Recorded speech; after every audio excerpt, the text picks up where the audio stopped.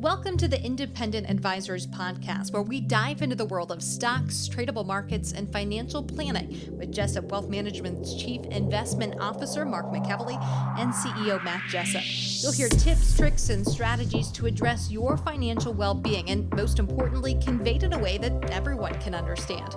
Here are your hosts, Mark and Matt. Hey everyone, welcome to episode 297 of the Independent Advisors Podcast, where Matt Jessup and I, Mark McKelvey, bring you everything you need to know from the past week in the world of financial markets and financial planning. So good morning, Matt. Good morning, Mark. You hanging in there with all this volatility? Yeah, can't say it's fun to deal with, but we know that these types of situations happen over time, and this is the risk premium, as they call it, to be invested in the stock market and get the above, risk-free rate of return for your money over time. Yeah, right. Well said. So this isn't fun for us. It's not fun for clients. It's not fun for anybody, right? Yeah. So we'll get into a little bit of what's going on here in a bit. But before we get into this week's show, listeners, if you have been enjoying the Independent Advisors Podcast for a while now and want to take the next step in your financial journey, I'd encourage you to head to our website, jessupwealthmanagement.com. Matt Jessup here with me offers a 15-minute initial call where you can discuss your financial goals and see if JWM is a good fit for your needs.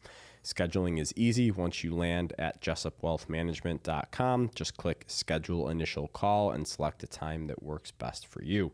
There's a quick survey to fill out that will help guide the conversation and ensure your time is used efficiently. If you're ready to learn more, please visit jessupwealthmanagement.com and book your call today.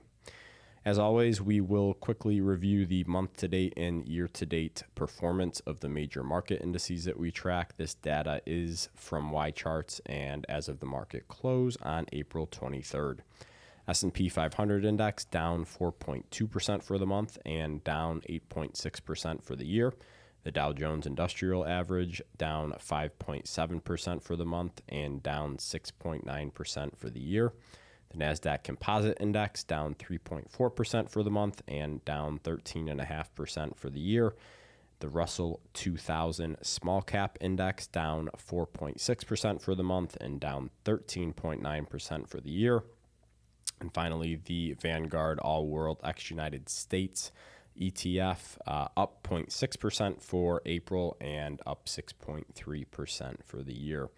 3-month Treasury rate at 4.33%, the 2-year Treasury rate at 3.81%, and the 10-year rate at 4.4%. So moving on to big headlines, current events from the past couple of weeks, Matt.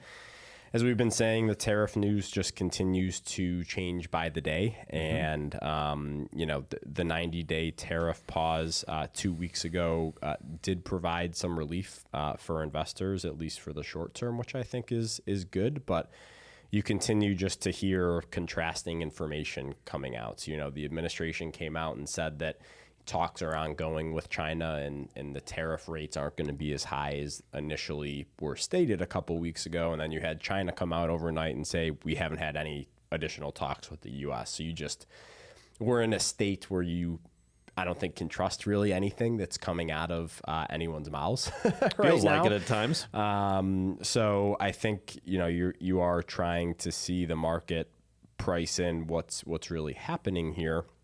But as we've talked about in the past, a lot of damage has already been done to the markets. And as we always talk about, the market is forward looking. So I just question how much of this tariff impact is already baked into the markets. And I know that, I've been reading articles that, store shelves like in Walmart and Home Depot and Lowe's are going to start to empty out over the next couple of weeks. Sure. But if that is going to happen, it would not surprise me if stocks go up in the face of that, because that stuff might already be priced in at this point. And that's what we saw during COVID. One of my pieces is going to talk about, these just horrible earnings reports during COVID and stocks started to move higher because they were already down so much from their highs that information has already been baked in. So I think you are going to continue to see more and more negative economic data come out over the next several months, but with the caveat that you shouldn't be surprised if even when that happens, stocks start to recover. I'm glad you're bringing this up because I think for a lot of individuals that don't do this every day, either on their own on the amateur side or on the professional side, run money for others, to see stocks go up in the face of bad news, whether it's economic or individual company news, tends to be very defeating for investors. And I think this goes back to the narrative that we've communicated pretty consistently in the podcast, which is make sure you are investing with a long-term time horizon in mind. And for the individuals that attempt to consistently time the market, it tends to be a very frustrating and losing battle at times. Yeah. Right. Yeah. So, and like I said, I have some more on that here in a bit. But the first thing I had to talk about today was a post from Mike Zaccardi on X on April 12th. So Jenna will throw this up on the YouTube page. It'll also be in our show notes, but it was a post that said the S&P 500 retraced 50% of the October 2022 through February 2025 bull market. And it shows substantial. Yeah, it shows a chart of the S&P 500 from October of 2022 through year to date. So at this point through April 12th of this year. And if you're not viewing this on YouTube, what this is showing is that when Mike's saying the S&P 500 retraced 50% of that move up since October 22, virtually 50% of that move had been erased in the past several weeks, right? Yeah, I mean, that's significant to put into context. Right. Just in literally 4 to 6 weeks, you've had a 2.5-year run, 50% of it gone. Is gone, right? You have indices that are testing the I believe the 2022 highs, that we haven't seen since 2022. So I think when people look on the outside of that, they're like, oh my gosh, this is really bad, and there's a lot of money that's been lost. And yes, they're correct in that, but again, this is what happens in the market. You get these big, long, extended bull runs, like in this instance, from October 2022 through February of 2025.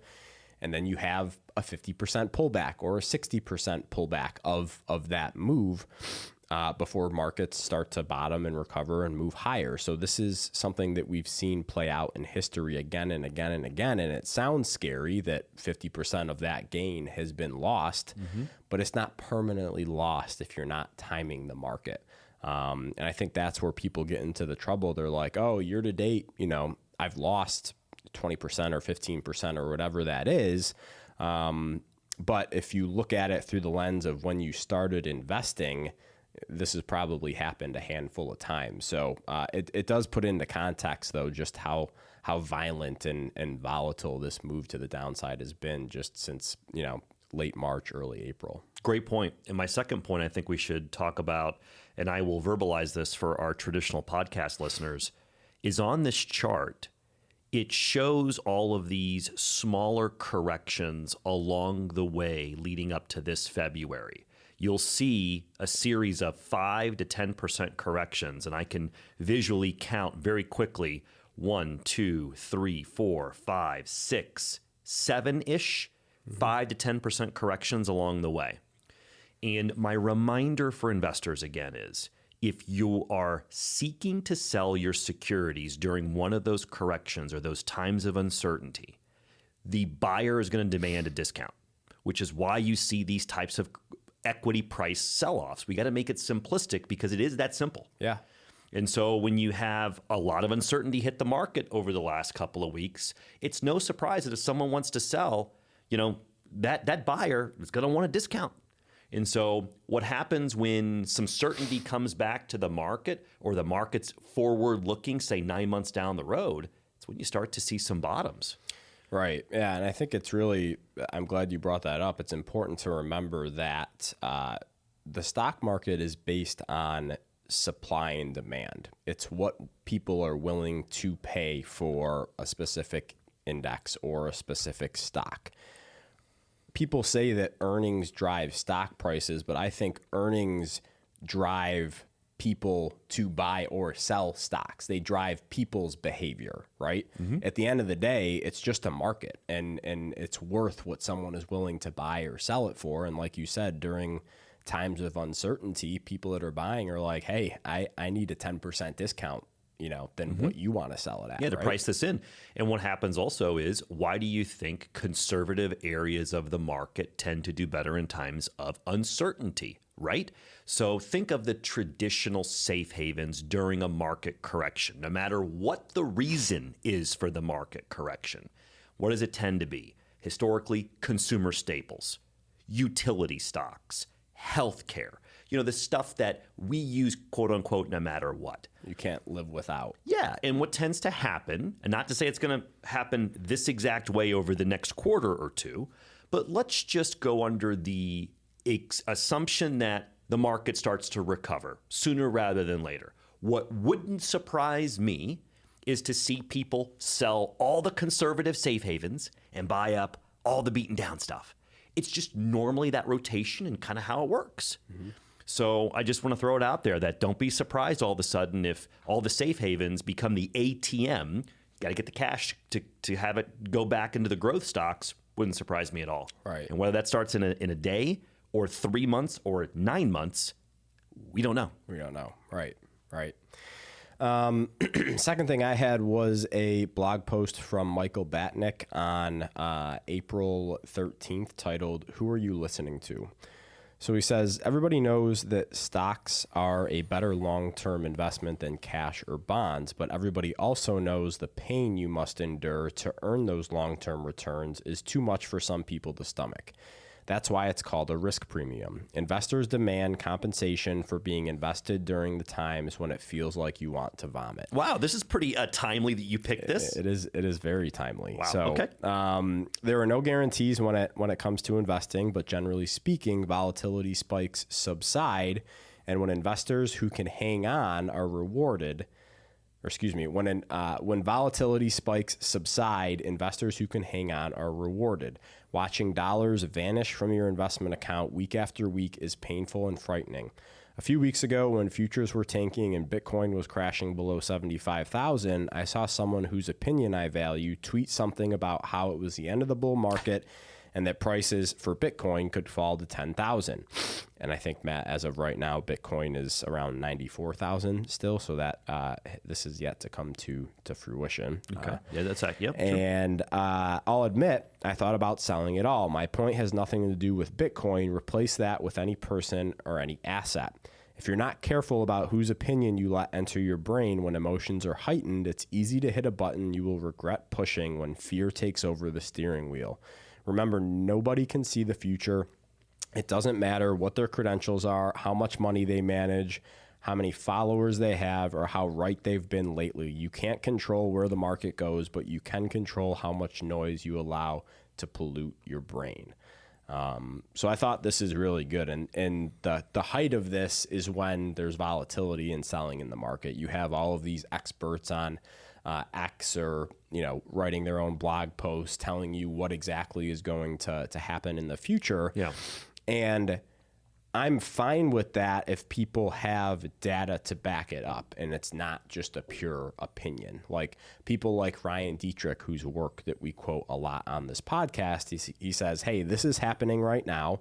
When this has happened in the past, here are the forward returns for stocks. In similar circumstances. That stuff is or the fine, way the market's acting, this data, yes. The pure opinion pieces is where I think people get into trouble because they listen to somebody that they trust, and next thing you know, they make a decision that they regret 2 or 3 years down the road. And I'm sure you saw this a lot during 07 and 08 where people did permanent damage to their financial lives during that period of time. I would say the toughest item coming out of the GFC, the Great Financial Crisis, is a very small handful of individuals had some really big gains by making some investments before the crash. And the problem that happened thereafter for a solid decade is anytime there was market weakness, who do you think was in the financial news media? That small handful of people. Heck, Mark, they even nicknamed a professor Dr. Doom. Okay? And what happened is there was people who would listen to that. Well, Mark nailed it in 07. So in fill in the blank, 2012, 2015, he must be right this time again. The Michael Burry conversation, right? That we've talked about ad nauseum, I think, on this podcast, that he was right with what happened in 07 and 08. So, people took his word as biblical in the future. They did. And if you truly look at the performance, I'm not here to, throw rocks at the situation, but the fact is, how that gentleman trades is public knowledge because of SEC filings. And in retrospect, so far, generally speaking, the returns haven't been the best since the GFC. Right. And I think there's been discrepancies about what he says and what his actual portfolio looks like. There's another aspect to it. Yeah. Right. So, so it's just, as hard as it is, because it's coming at you from a lot of different angles. I think the best thing way of saying it. You can do is shut off the noise as much as possible so it doesn't influence you to make a bad decision. It was interesting. At the beginning of the year, I remember saying to clients, hey, I think that this is going to be a more volatile year. Me too. I remember saying that a lot. And I said, at the beginning of the year, I think it's going to be an okay year, but I think it's going to be a lot more volatile. And watch us get to the end of the year. I'm not saying this is going to happen, but let's just say the headline number, let's just say it's 8%.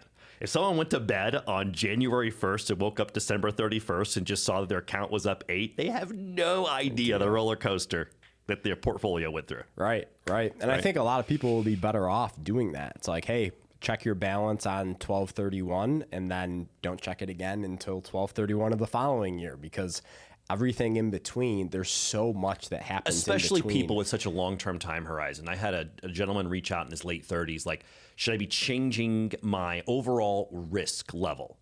And I'm like, as long as your investment time horizon has not changed, which I don't think it has for you, then the answer is very quick and easy for me. It's a no. Right. It's actually an opportunity for those type of people. So last thing I had is another blog post from Michael Batnick on April 9th titled, How Does the Stock Market Bottom? Ooh. And he wrote this, just to be clear, prior to the 90-day pause on tariffs. Okay. So that's important to have putting context. That out there. Yep. He says stocks are a discounting mechanism. They don't trade on what happened yesterday. They move on what they think will happen in the future. And right now, the future looks black as night. Panics create wonderful buying opportunities for investors with a strong stomach and a long-term horizon. I want to talk about how markets bottom. The biggest mistake I've seen investors make over the course of my career is selling into panic and thinking they're going to get in at lower prices once the dust settles. I'm here to tell you that's not how this game works. Either you'll buy in much higher or not at all. True. There are two paths stocks will follow once you've sold. Either they go lower and your greatest fears were confirmed. I knew it. I'm just going to wait until they fall a little bit more. They keep falling, but they go lower. The more they go lower, the less likely you are to buy. Or they go higher and you won't understand why, and you'll get angry at the stock market, which also we've seen played out. In 2022, the stock market bottomed a full year and a month before earnings did. I remember the market rallying on bad data, and people, myself included, had a hard time believing the rally was real. And I remembered individual stocks rallying on earnings reports that looked fake.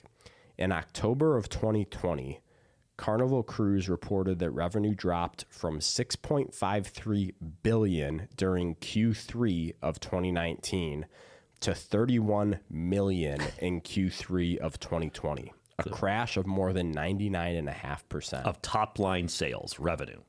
The stock fell 2% that day. That's it. Why? because the stock had already plunged 89% from its high. The market doesn't wait for bad news to bottom. No, that plunge was used accurately in that. Yeah, and so fast forward to today, an example of that was, and again, this isn't a recommendation for or against Tesla, but Tesla reported earnings earlier in the week.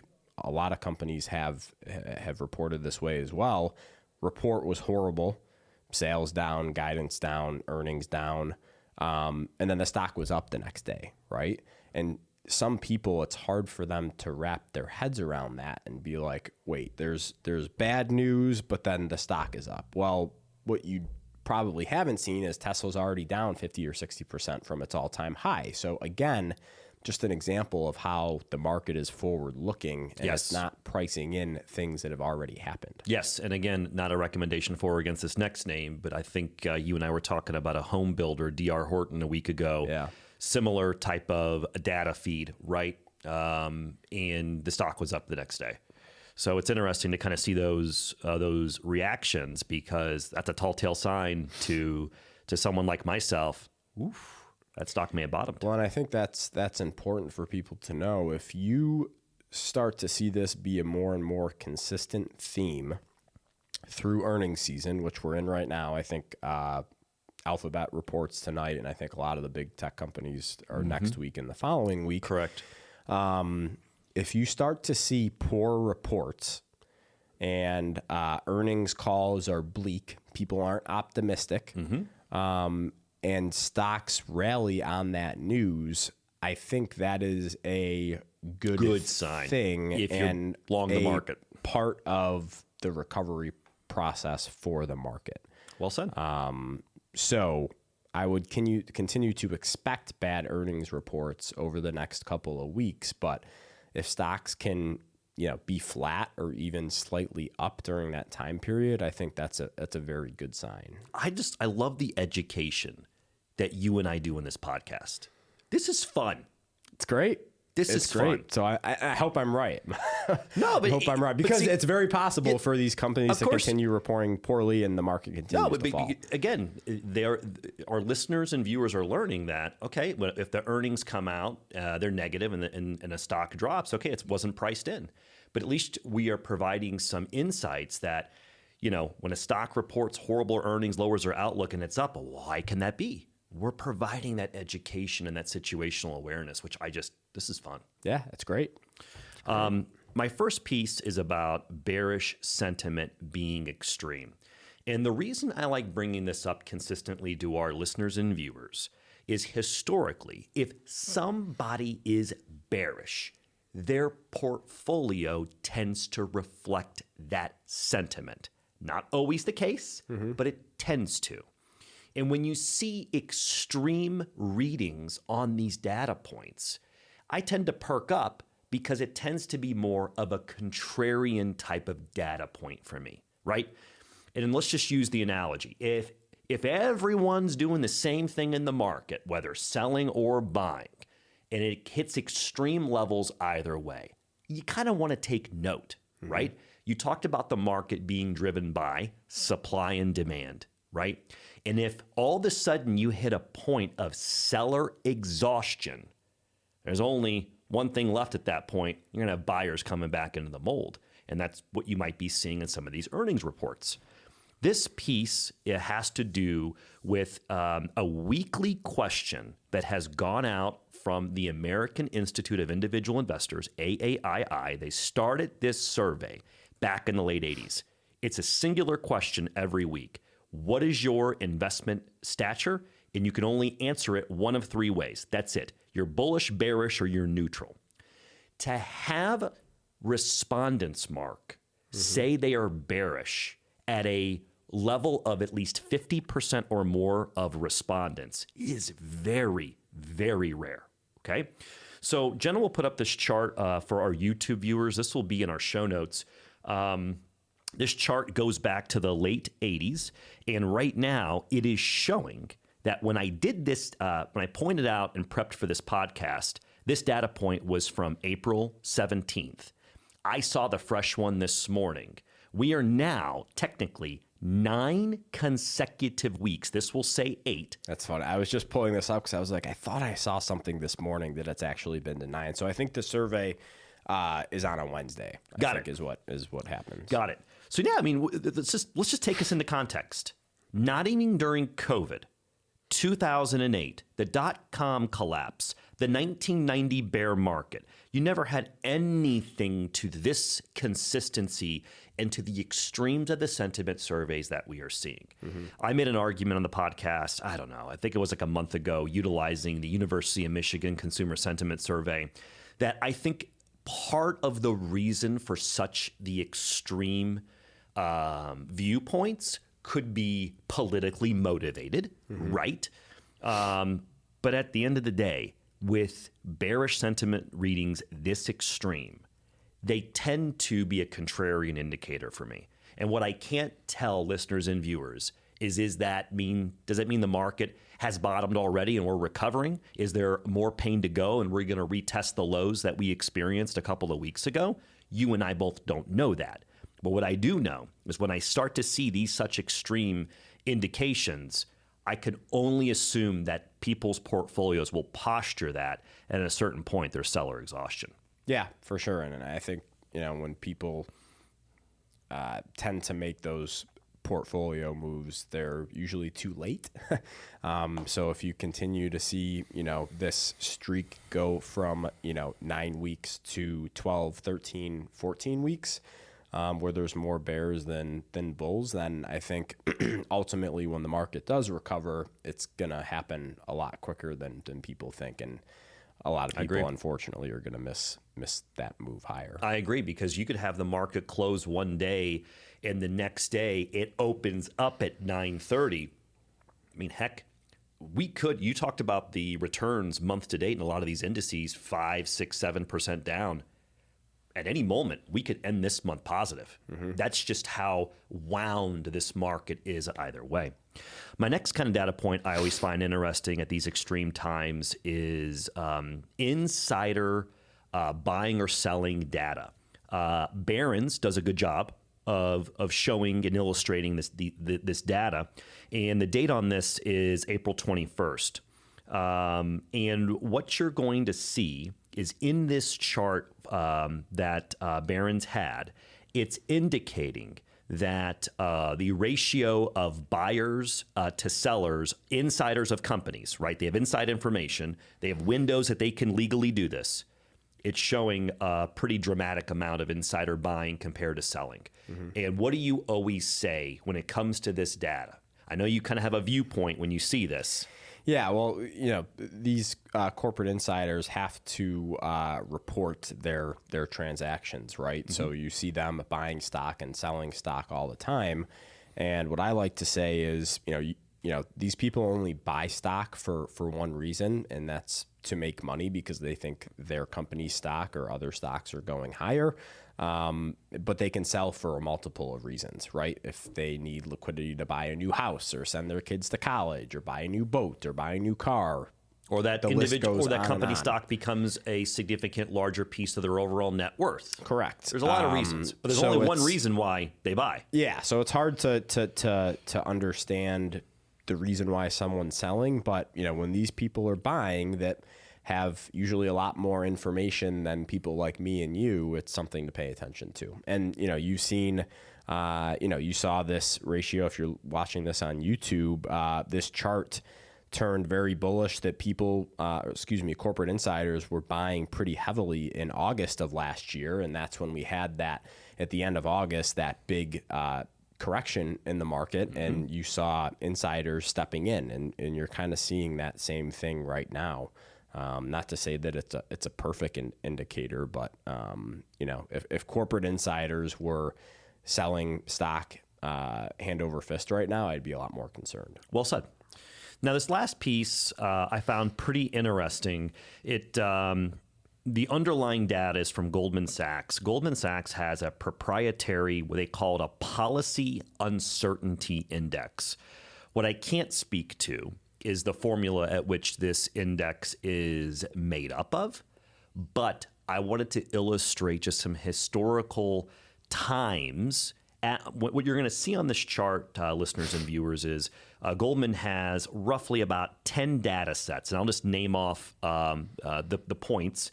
September of 01, September of 06, August 2011, October 1992, January 2024, January 2013, March of 03, April 2020, February 09, March 2020.